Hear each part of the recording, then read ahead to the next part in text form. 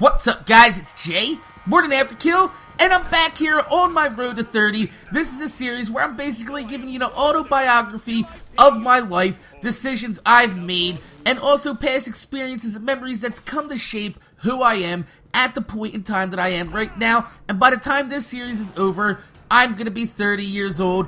And I'm just looking back and seeing exactly how my life has pretty much turned out. So, last episode I gave you guys a rundown of my parents, of who I came from. And a lot of you guys were like, man, you had a fucked up childhood. And yeah, I did have a fucked up childhood. But you guys haven't even heard the half of it, because all you heard was just about, my birth situation, my parents, how our monetary situation, our financial situation was pretty much settled at that point. And it gets a little bit more fucked up as we go along, but don't worry, because there are a lot of funny fucking stories that are gonna happen later on in this series. So, like I said last time, we just talked about my parents, and today, in this episode, I'm gonna be 2 years old. And I know a lot of you guys are like, man, how the fuck do you have any memories from when you're 2 years old if you're 29 right now? And that's because I've mentioned this before in my videos.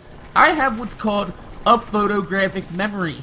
I can actually sit here and look inside. I know this sounds weird. I know a lot of people, they don't really understand it because your memories aren't really formulated the same way that my memories are formulated. But I can look inside my head and I can roll the years back, and I actually have, it's like a movie. It's like a movie inside my head, and I can look at these picture reels, and I can see exactly, everything I've done. It's not like everything. I can't, be like, oh, Friday the 13th, fucking 1995, I ate a bag of Doritos. No, it's not like that. It's more or less very, very prominent situations in my life.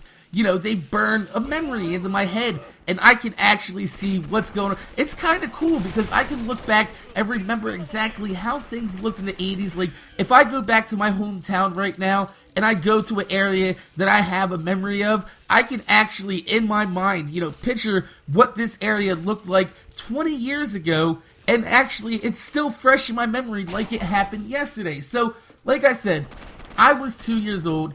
And this is the year that my dad left.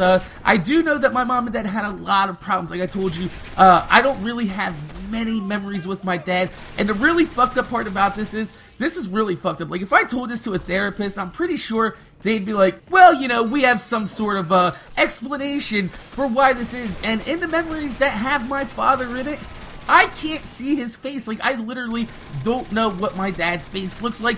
I do know, however, that my father supposedly looks a lot like my brother. So, in my memories, I kind of just paste my brother's face on there because it's kind of fuzzy. It's weird.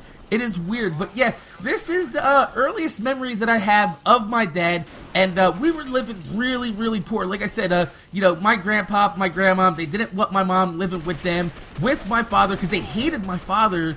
And they didn't want her living there with 2 kids because they've already raised their kids. And my mom was the youngest of, I think, 7 fucking kids. 7 kids. And the last ones, like I said, my mom and her sister were twins. So you can imagine, being thrust upon that. Yeah, I'd be done with kids too. If your kid was 18 years old and had 2 kids, it's like, you know what?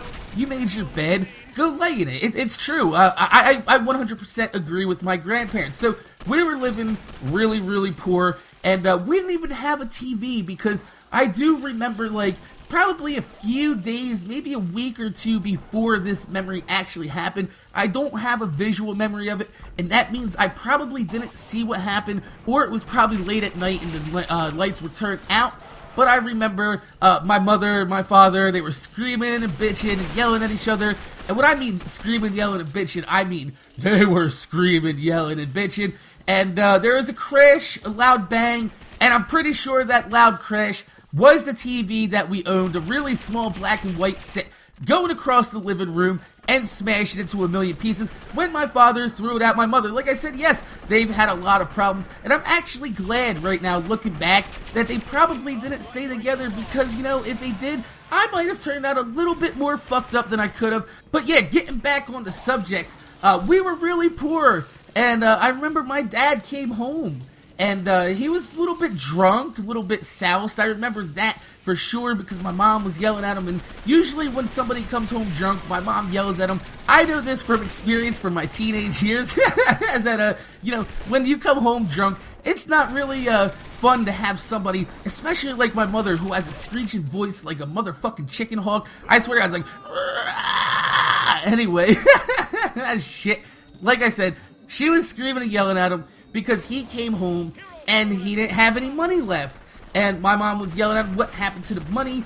My father happened to take the money, go to the bar, he got some beer, he bought some chips, and he came home with a big pile of car magazines. Now, this is actually funny, because I've told this to my baby's mama back when we were living together, and she's like, oh, Christ, and you say you're not your dad's fucking kid? Yeah, you're your dad's kid, because it's the same shit that I buy. Like, if I go to the store, it might not be chips, I might come home with cashews. I love cashew nuts, but I do love beer and car magazines, and it's actually just kind of funny. But yes, that's right, since we were poor, the only thing we had to eat in the house for dinner was chips and beer. Which means I have a memory, I know you guys are like, this is fucked up. I have a memory of being 2 years old, sitting down at the living room table. We didn't have a dining room at the time. It looked like a really small apartment now that I'm looking back inside my head.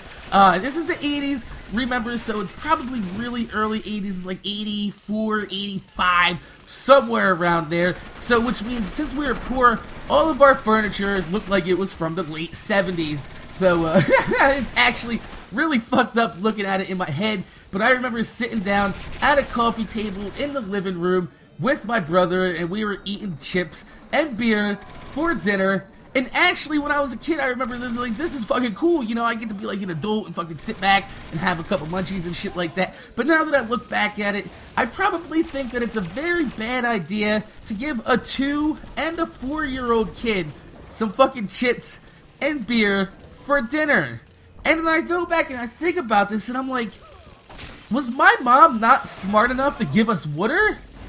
Or were we too poor to have the water turned on in the house? Was it shut off? I don't know. I'd like to give my mom the benefit of the doubt and say that the water was shut off in the house. But the fact that I remember sitting down for dinner, eating beer and chips, means that my mom probably wasn't smart enough to go to the faucet and fill up a cup with some goddamn motherfucking water. So, anyway, like I was saying, this is pretty much year 2 of my life. It's the year that my dad left.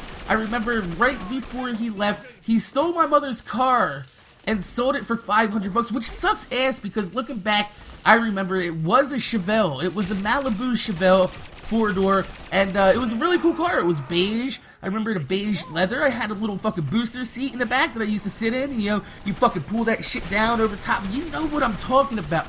That's right. I have memories sitting inside a goddamn motherfucking booster seat. That's crazy. So like I was saying, that was my second year of my life.